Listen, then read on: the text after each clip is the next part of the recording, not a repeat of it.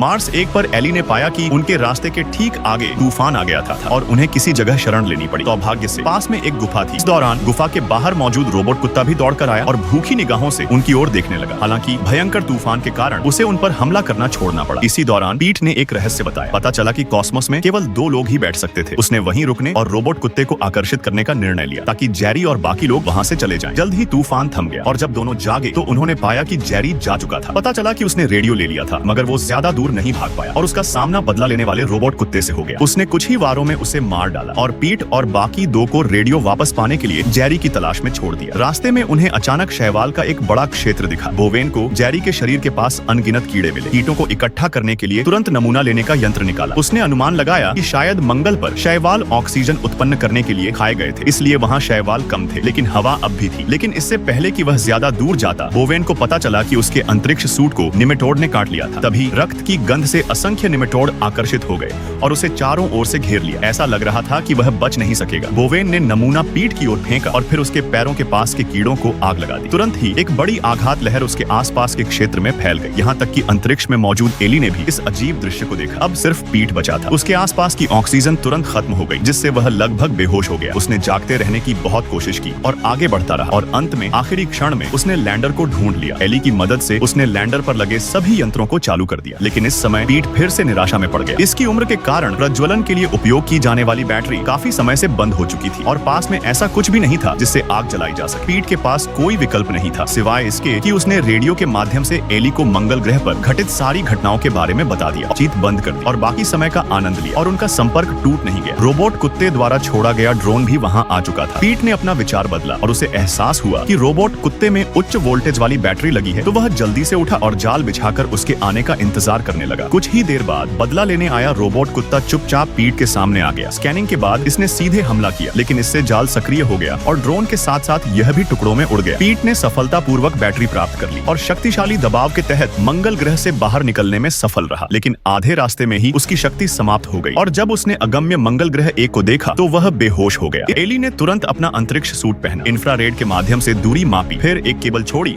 और पीठ की ओर उड़ चली। अपने प्रयासों से उसने पीठ को सफलतापूर्वक बचा लिया। अब टीम में सिर्फ 2 लोग बच गए थे। कई कठिनाइयों से गुजरने के बाद आखिरकार हमने मिशन पूरा किया। अंतरिक्ष यान को वापस पृथ्वी पर ले जाने के लिए हम तैयार हो गए।